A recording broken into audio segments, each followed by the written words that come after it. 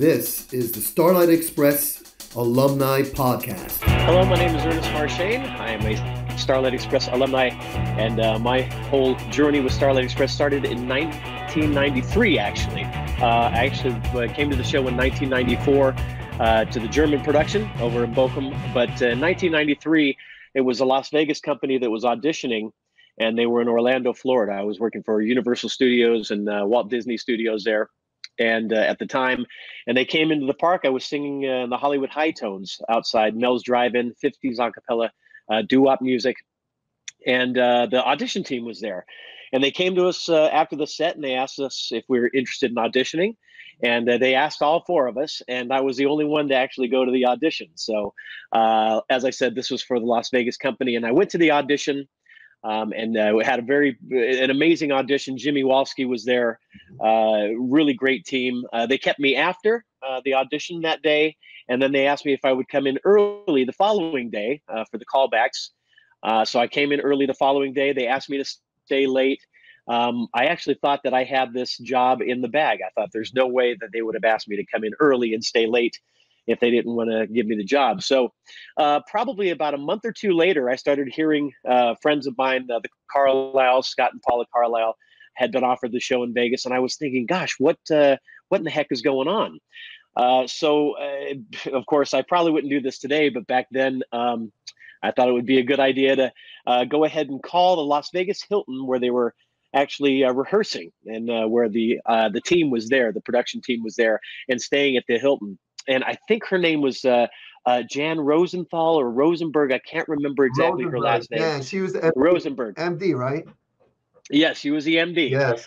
So here I was, thinking, oh, this will be a good idea. And I called and I asked for her room number, and they connected me. And she answered the phone, and I said, "Hi, Jan. This is Ernest Marchain. I don't know if you remember me." She said, "Oh my gosh, yes.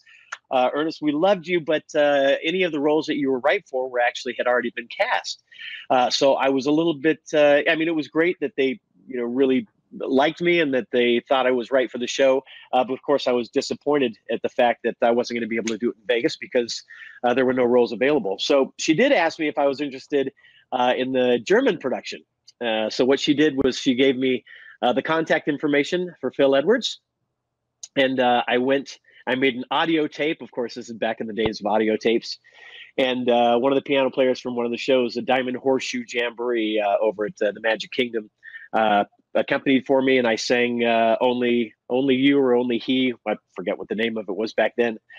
So I sang that, and I think another song. I sent that off to Phil Edwards, and that won me a callback for the auditions for the German company. And I was up in New York City. So I flew up to New York and sang and danced, and I don't even remember if we skated back then. I know some of the auditions they did skate. I want to say we did. I think they had skates for us just to see if you could shoot the duck. Of course, that was an important thing, although I was never a component. So I went into the audition, sang for Rusty, sang for the other roles, and then I got a call a couple of weeks later. I was doing Beauty and the Beast, the stage show at Disney MGM Studios at the time. And I was a dancer in the show, so I wasn't even singing. They had Gaston and Beast that were singing Live and Bell, and we were all lip syncing the tracks. And I was dancing with a 4-foot gold spoon and red and white stripes. Oh, geez, it was a little embarrassing. But I got the call when I was doing that show, and I agreed to go over to Bochum, Germany, to be first cast Turnov. So that was my first year. First cast Turnov with a cover of Caboose and a cover for Rusty. So that was my my very first experience when I went over to Bochum, 94 to 96. Of course, 94 I did the 1 year, and then I was offered first cast Rusty for 95 to 96. So I ended up doing first cast Rusty then, and that was the first of my 4 times, the 4 contracts periods that I did over there. I did 9 contracts in the German company alone.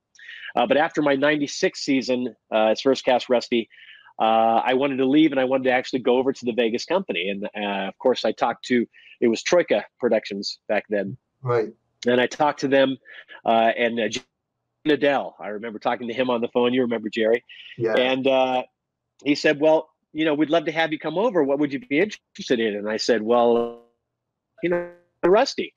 And he said, no, it wouldn't be for that. I mean, literally just like that. And I thought, oh, geez, wow. I said, well, what did you have in mind? He said, well, we're looking at an engine. And I said, Jerry, I'm really, not interested in doing that. I said, what about Caboose? And he said, let me get back to you. So Jerry got back to me the next day, and they offered me first cast Caboose with a Rusty cover. And so that's what I was going to be doing. I left Germany, June of 1996, and I went home to vacation in Southern California with my family. And I got a phone call. My brother said, "Hey, somebody called for you. It's about the Las Vegas production, and it's regarding Rusty." And I thought, "Oh my gosh, that's crazy." I had thought the role had been cast, but evidently, I don't know if they didn't come to terms with whoever it was or whatever happened, but they wanted me to come out to Las Vegas and to audition for the role of Rusty for the Vegas company, because they had Next Time You Fall in Love, they had Crazy, which we didn't have over in the German production. So I went out, met with Phil Edwards once again. He was there, and I auditioned for it, sang for him, and within that day, they offered me first cast Rusty. So I ended up doing a year and a little bit after that. Let's see, November of '97. Yeah, so I went from 1996, the summer of '96, until November of '97 when the show ended up closing. And then I was away from it for a while. I went off and I was doing other things. I was performing some other shows. And in 1999, I got a phone call from Germany again, and they wanted me to come just for 6 months, and I was going to be coming as just a swing, really. I was going to be covering Rusty, Caboose, and what was the other thing? I think it was just Rusty and Caboose that they were originally going to have me come for 6 months just to cover. And I told them, I said, well, listen, if I'm going to come for that, you have to give me a Greaseball cover. I've always wanted to do the role. And they had to think about it, and they said, okay, we'll give you a Greaseball cover as well. So I went back in 1999. And I was there for a few months, and at this time, Drew Williams was playing first cast Greaseball. Mm-hmm. And I was there for a few months. I had been on for Rusty, I'd been on for Caboose. I had been on a number of times for Greaseball as well. And Drew ended up getting Beauty and the Beast down in Stuttgart. Yeah. So he was going to be leaving the show, mm-hmm. and this is right around October. And they offered me first cast Greaseball for the rest of the season. Now, which was kind of a cool thing because that was October, and that's when contracts are up and everything. So I was actually on vacation when they emailed me and asked me when I came back to take over first cast Greaseball, and they said, and we'd also like for you to stay for the 2000 to 2001 season. So I was actually negotiating 2 contracts at the same time.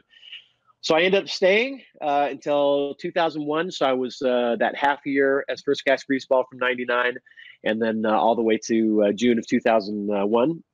And I left. I went to New York for the first time. Geez, am I talking like you're not saying anything, Peter? What's going on? Hey, what works great is that you guys go, and I let you go because it's awesome. Because I learned, doing interviews is when they want to talk, let them talk. And you're saying some brilliant things. And I know what you're saying, it's history, and it's, oh yeah, I can hear your enthusiasm. And what I love about because just about every single alumni speaks about this mindset where you've got to have this mindset where you're going to go out and get things, get it done. And all you absolutely do. Your sharing, that's what I heard. Driving, even your ability just to keep going and sharing your adventure. But let's back up a little bit. I'm curious, how was the first rehearsal for you? Did you skate before you did the show? I was very lucky growing up in Southern California. We did, we rode our bikes, we skateboarded, we roller skated. In fact, there was a roller skating rink called the Fiesta Roller Rink in San Gabriel, California.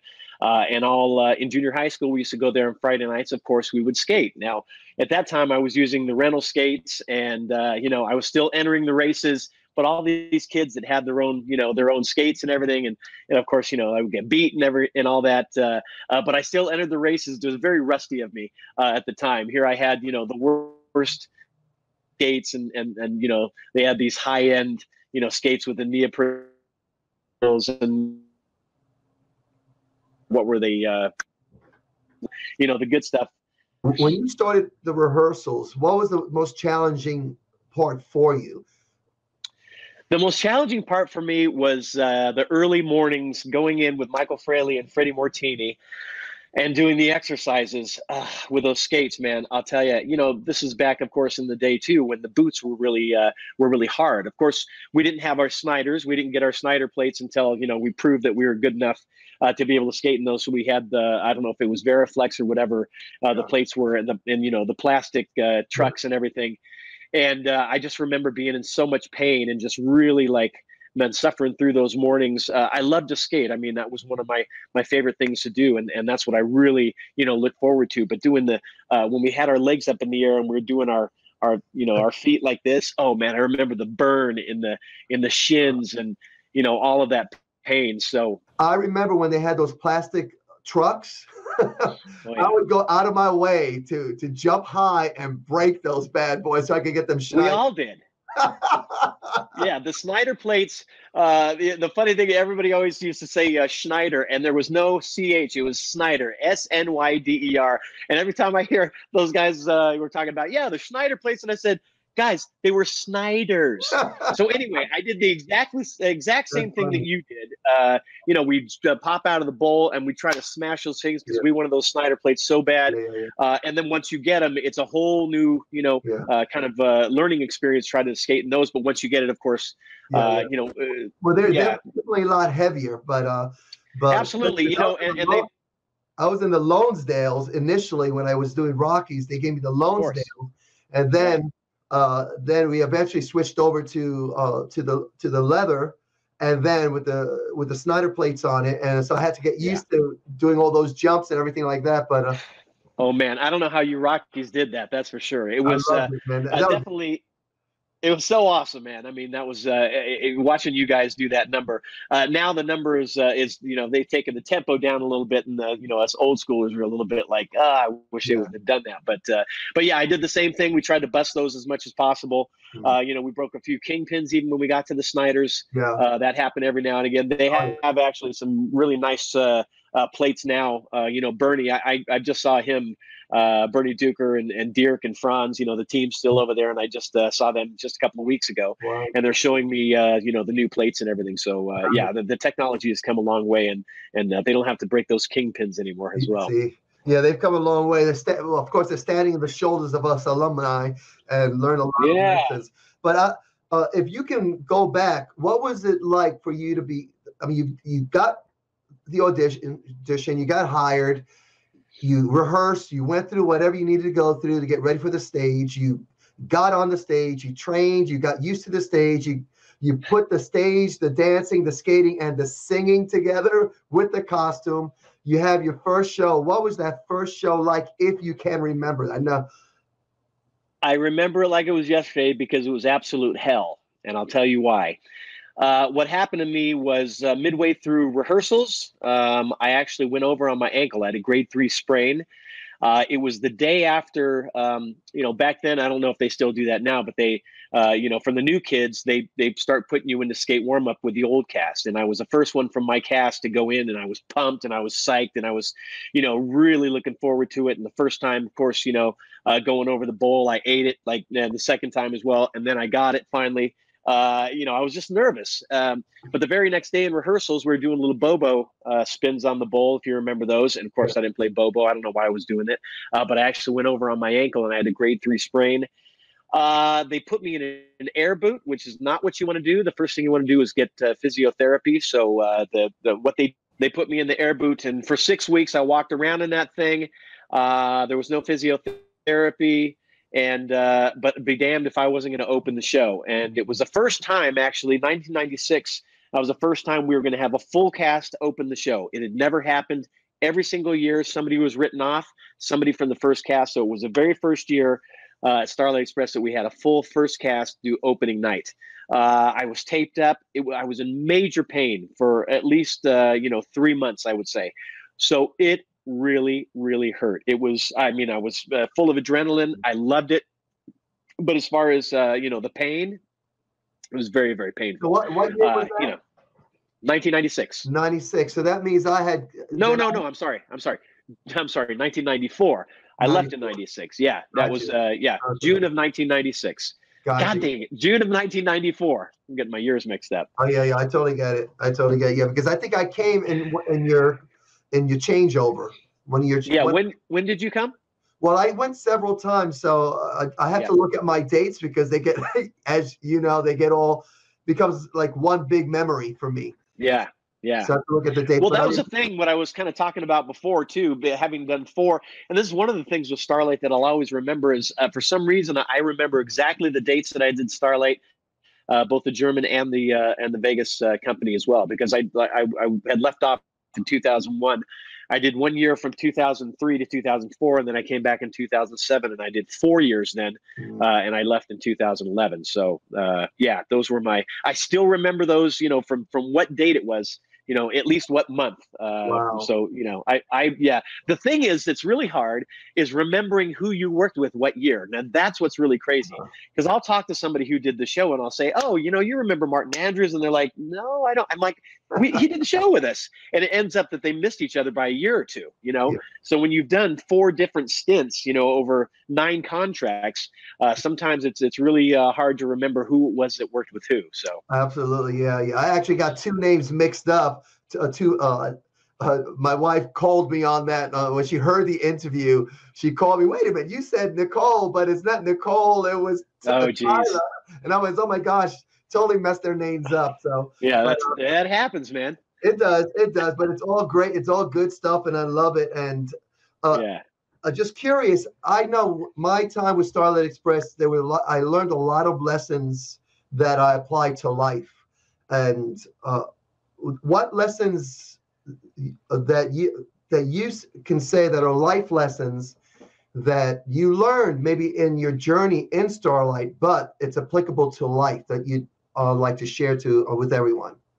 That's a great question. And I will say, when I went to college, I went to Citrus College. In fact, the same college that Greg Mowry, who was the original Rusty on Broadway, that he went to, Citrus College in Southern California. And Ben Bollinger, my director there, who just passed away 2 years ago, God bless him. He was an amazing man. And one of the things that he taught us that I will always take with me is a phrase: repetition is reputation. And what he meant by that was, anybody can do something once or twice. I mean, anybody's able to do that. But to be able to do, 6-8 shows a week, consistently, always staying in there, always being there, always giving the power, like it's the first time for every audience member. That's the most important thing. So that's really what I've taken from when I was at Citrus, and took that over to Germany as well, because, it's hard to do the show with low energy. It's hard to mark the show. I mean, it's much easier if you just go, as we say, balls to the wall. Sorry, I apologize for the crudeness, but yeah, I mean, we just went for it. I mean, we just, from the very first year with the Marauding Cowboy Engines, I gotta mention my boys. We had Jan Appel, who was Rule Gold. We had John Williford, who was Bobo. Ricky Mojica, Espresso. Robert Jakeman was Hashimoto, and I was Turnov. And we ended up in Michael Fraley's book, Skating the Starlight Express. He actually mentioned us, which is really an honor for us as well, because we wreaked havoc. I mean, we were just we were called in the office. Stephen Rossa would call us in the office fairly regularly. Either was, taking Martin Joie and throwing him into the hash crash area. Whenever there was anybody who was on, somebody had a cover show, we would just like mess with them. And the Rockies, the poor Rockies, Dwight Toppin, I mean, we just terrorized the guy the whole year. So, but we gave it, full power, man. We were always in it. We were always busting our rear ends. Back then we would skate, in the open time. God, in the later years, I thought, how in the heck did I do that? But in the early years, we would go between shows on Saturday and Sunday and go and skate and, just have fun. It was our personal playground. So I think that's, to answer your question, I think that's what I take from it. You got to give 100%, because if you don't, it's just going to fall short, and it's going to look that way too. You just really have to, repetition is reputation. I did over 3,000 performances in the German company alone, and to be able to do that is, I can hold my head high about my Starlight career for sure. Yeah. I remember 1 year, because I used to take advantage of, how you could call in sick and everything like that. I remember I used to do that. Well. And so, but I remember my third contract I think my fourth contract of doing Starlight was in Germany, and I was doing Rocky 2, and I just had a bit of an epiphany. I got back to my martial arts training, and I came back with this promise to myself that I was never going to take a show off, unless I was a vacation day. And so I started the contract. They called me in, and I had very little rehearsals. I was away for a year. I came in, but I was in such great shape. I remember Debbie took me through the rehearsals in the ballet room, and I was ready. They asked me, "You ready to go in the next day?" I said, "I'm ready. Let's go." And so from that point on, I never took a show off. They would ask me, "You want to have a show off this weekend?" No. And then not only did I do that, but I would, on the last show on Sunday, whoever was the Rocky, we do our Rocky thing. And I said, I'm going to kill it, guys. I'm going to kill it. And I would go out there and kill it. And I made sure that my shape was so great that I would not be out of breath afterwards. And so that's how I wanted to remember my Rockies of my last. I think I had 2 more contracts, but that year it never took off. So, but you're absolutely right. Yeah. I wanted to change that reputation for myself, but it was through that repetition. You develop that reputation. Yeah.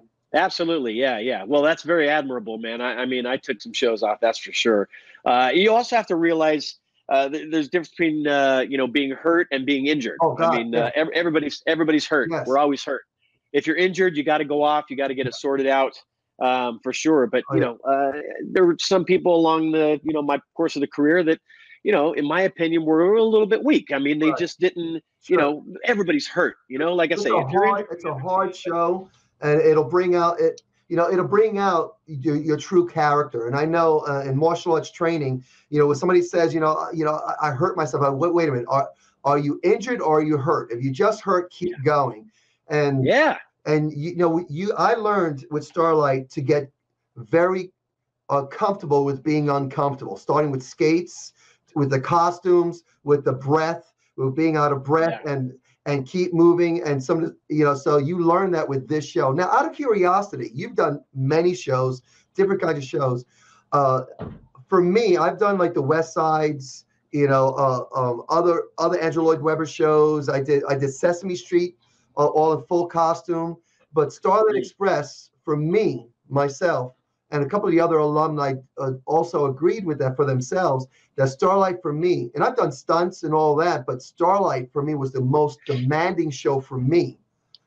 That any show physically, and I got more injuries. The only time I get more injuries now is in my jiu-jitsu training. But beyond that, Starlight as far as performance-wise. So is that your experience, or? There's absolutely no harder show that I've ever done, I can't imagine there being a harder show for anybody. That's a German company. The Vegas company was a little easier, of course, depending on what company you're doing. But, with as big as that set is and how much skating there is, we don't have the films that they had in the Vegas production, although we did a lot of skating in Vegas as well. But, the tours, they don't have, there's just not that kind of energy and not that kind that you have to put into as much as Bochum. So Bochum is the hardest show. I challenge anybody to say it's different.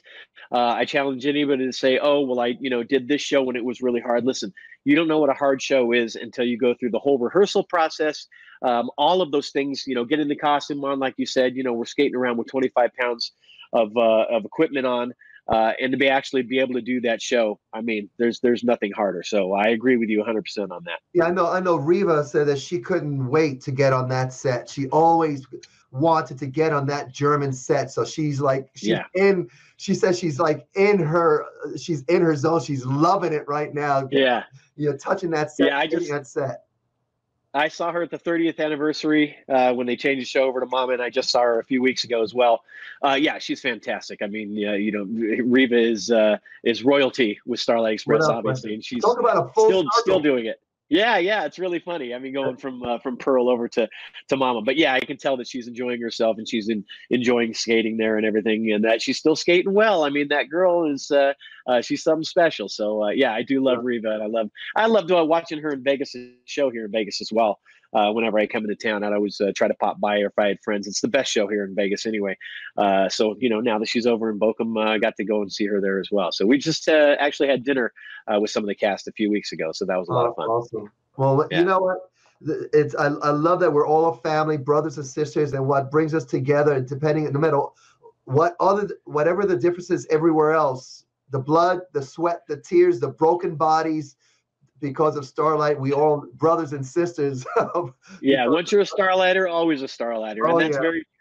The family keeps getting bigger, of course, year to year. Oh yeah. But when I think back of all the years and all the people I worked with, it always brings a smile to my face, and it was a big part of my life. I mean, I did 11 plus years worth with Bochum and the Vegas company as well. So, when you do a show for that long, of course, you're going to make a lot of great friendships. I still keep in touch with a lot of people. I always like to visit with them and talk about, there aren't a whole lot of people in the show. There are only a couple of people in the show now that I worked with, and I left in 2011. So I left 8 years ago. So, it's pretty soon it's going to be nobody there that I know, except for, Bernie and Maureen and Vivian, and, they're all there still. Yeah. Well, gosh, we're talking about a next generation.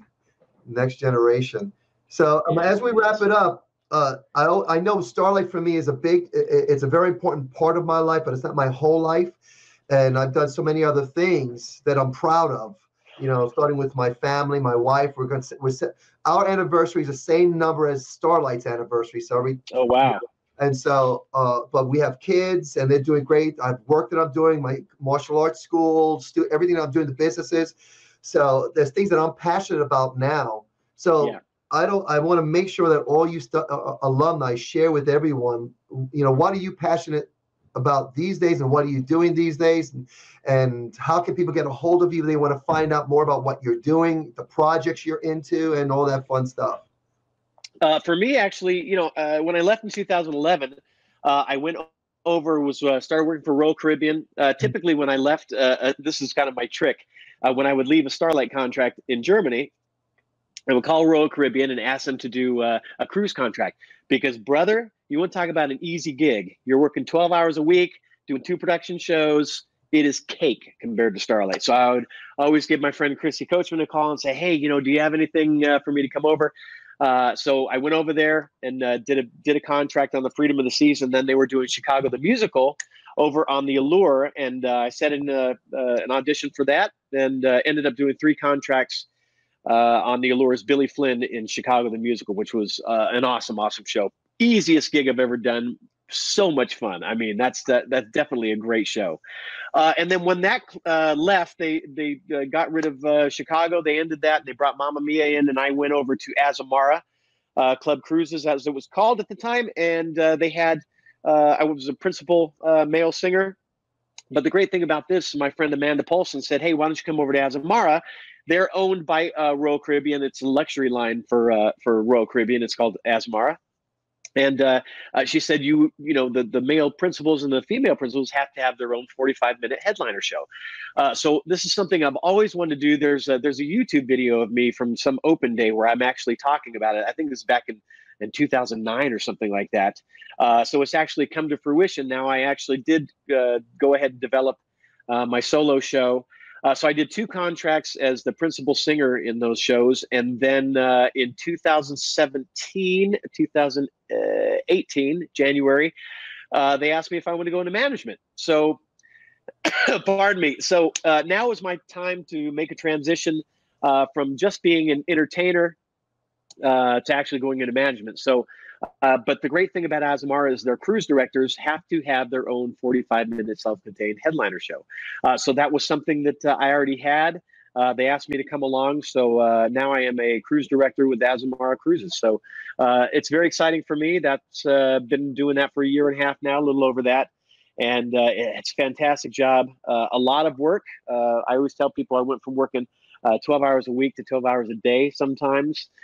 So I run the department, the entertainment department. I'm the head of entertainment, and I, do all the scheduling, and I book local acts, and just run the team. I've got 22 people in my entertainment team there, from broadcast to AV, assistant cruise director, cast, musicians, guest entertainers, the whole thing.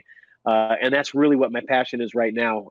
So as long as I'm happy doing what I'm doing, fantastic thing is I'm on 4 months and then I'm off for 2 months. So I'm actually on vacation right now. You caught me at a good time. So that's awesome. but those 4 months when I'm working there, that's 7 days a week. That's straight through, no days off. And then I get 2 months vacation, and then I go back again and do another 4 months. So it's a great contract. It's great money. It's great benefits.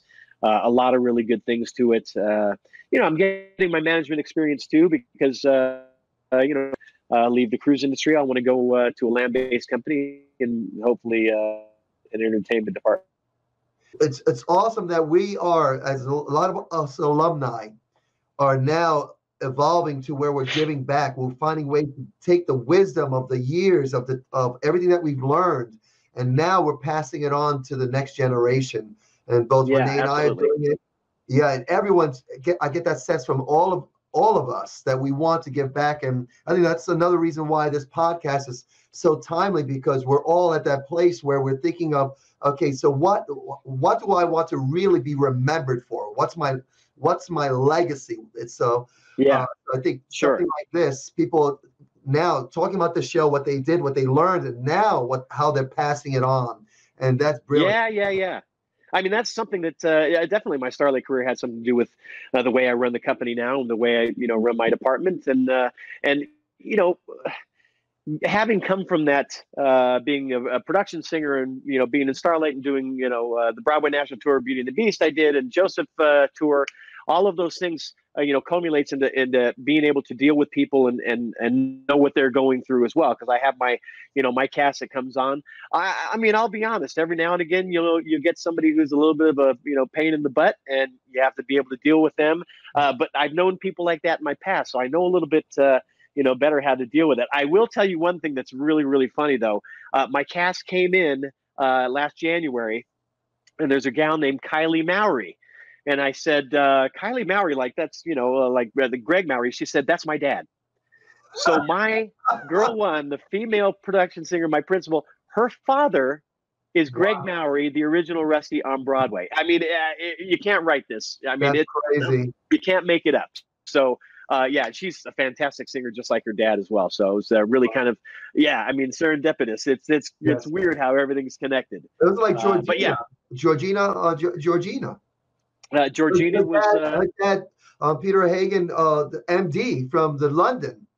Yeah. Spent a lot of years there as well. I don't know how many years she did total, but yeah, she just left as well. So I mean, being around for so many years, I mean, she was voice and control and all that too. So she had a pretty good run Starlight as well. Wow, that was great. Well, thank you so much for spending this time. Now, before we wrap it up, I want you to give say the last word. What do you want to say? There's a lot of fans that are watching this and they're loving this, and they're also the alumni are loving this, and this podcast is really blown up. So what's the last word you would like to say to all the alumni and the fans out in the world? Geez, I guess I would say to all the fans, thank you so much for supporting the show for so many years. We have some really, really diehard fans that have been there through thick and thin, from the days of almost insolvency there. We almost ended up closing the show back in like 99, 2000.